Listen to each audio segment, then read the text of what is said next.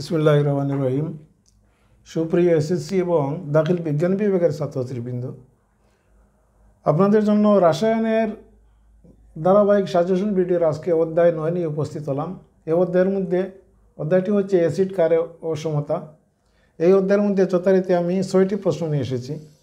এই 6টি প্রশ্ন আয়ত্ত করার মাধ্যমে বিগত বোর্ডে বাংলাদেশে যত বোর্ড রয়েছে, যত বোর্ডে প্রশ্ন এসেছে এই অধ্যায় থেকে সব প্রশ্ন সলিউশন করা সম্ভব ইনশাল্লাহ।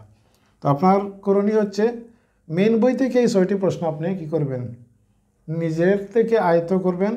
গাইড বইয়ের কোনো নেবেন না, সহযোগিতা নেবেন না। যদি আপনি মেন বই থেকে এই প্রশ্নগুলো ভালোভাবে বুঝে আয়ত্ত করতে পারেন, তাহলে ইনশাল্লাহ সাজেশনে যত প্রশ্ন রয়েছে সব প্রশ্নের উত্তর আপনি নিজেরাই আনসার করতে পারবেন। সাজেশনের প্রশ্নর একদম গাইড বইয়ের উত্তরটা দেখার প্রয়োজন লাগবে না ইনশাল্লাহ। তো আমি আর কথা বাড়াচ্ছি না, আপনারা এই পর্যন্ত হয়তো প্রমাণ পেয়ে গেছেন। আমি 8টা ভিডিও অলরেডি দিয়ে দিয়েছি, 8ম অধ্যায় পর্যন্ত দিয়ে দিয়েছি, 7টা অধ্যায় অলরেডি চলে গেছে। তো আজকে 9 নম্বর অধ্যায়।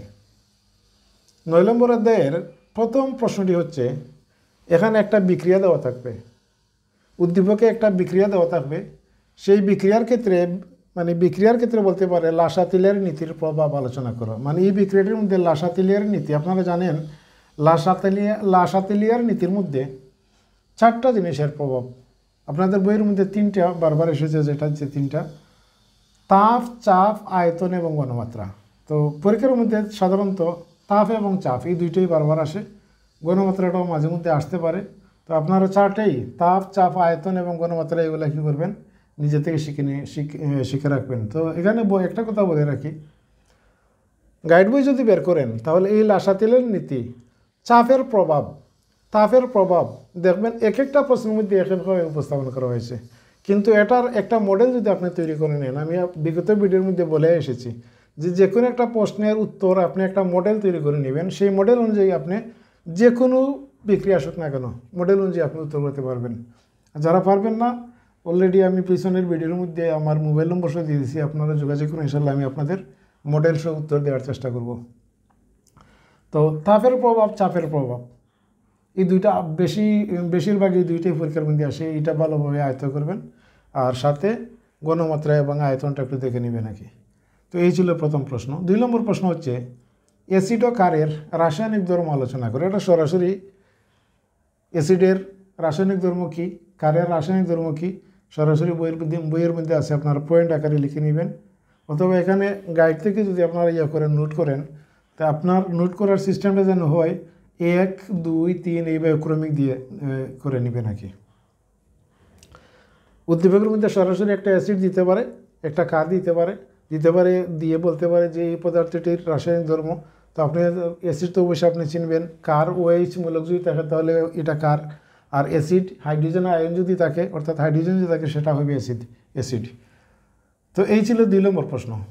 3 নম্বর প্রশ্নটি হচ্ছে, এটা সরাসরি একটা প্রশ্ন, স্পর্শ পদ্ধতিতে সালফিউরিক অ্যাসিডের প্রস্তুত প্রণালী। এটা আপনারা মেন বইতে শিখে নেবেন। সালফিউরিক অ্যাসিড কীভাবে হেবার পদ্ধতিতে তৈরি করা যায়, আবার স্পর্শ পদ্ধতিতেও করা যায়।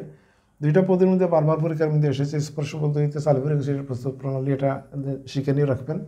আর 4 নম্বর প্রশ্নটি হচ্ছে, এখানে কিছু লবণের নাম দিতে পারে, magnesium chloride, sodium chloride, magnesium sulphate, এইভাবে বিভিন্ন প্রকার লবণ দিতে পারে। দিয়ে বলতে পারে এই লবণের যে আয়ন আছে, সেই আয়নের শনাক্তকরণ লঘুকারের ব্যবহার বিশ্লেষণ করা। মানে লঘুকার কেন ব্যবহার করা হয় এবং তার প্রয়োজন কেন, এটা শনাক্ত করানোর জন্য। আপনারা যখন হায়ার লেভেলে লেখাপড়া করবেন, তখন দেখবেন লবণের আয়ন নির্ণয় করার জন্য শিক্ষা পরীক্ষা দেওয়া হয়। সাধারণত শিক্ষা পরীক্ষা মিনিমাম 3 ঘন্টা 4 ঘন্টা যায় একটা লবণ আয়ন শনাক্ত করার জন্য। তো আপনি এইগুলা তো শনাক্ত করা লাগবে না, জাস্ট আপনি পড়ে নেবেন নাকি কীভাবে শনাক্ত করতে হয় লঘুকারের ব্যবহারের মাধ্যমে। এটা আমরা বিএসসিতে এটা প্র্যাকটিক্যাল করেছি, সারাদিন লেগে যেত। তো যাক, 4 নম্বর প্রশ্নটি হচ্ছে, যে কোনো একটা লবণ দিতে পারে, লবণ দিয়ে বলতে পারে তার শনাক্তকরণে লঘুকারের ব্যবহারটা বিশ্লেষণ করো। প্রশ্ন নম্বর 5, আয়ন শনাক্তকরণ ব্যাখ্যা করো। এখানে বিভিন্ন প্রকার অ্যালুমিনিয়াম 3+, সোডিয়াম প্লাস, এইভাবে বিভিন্ন প্রকার আয়ন আছে। সেই আয়নগুলোকে কীভাবে শনাক্ত করা হয় আপনাকে সরাসরি বলতে পারি আয়ন শনাক্তকরণ ব্যাখ্যা করার জন্য। লাস্ট অ্যান্ড ফাইনাল প্রশ্নটি হচ্ছে প্রশমন বিক্রিয়ার গুরুত্ব।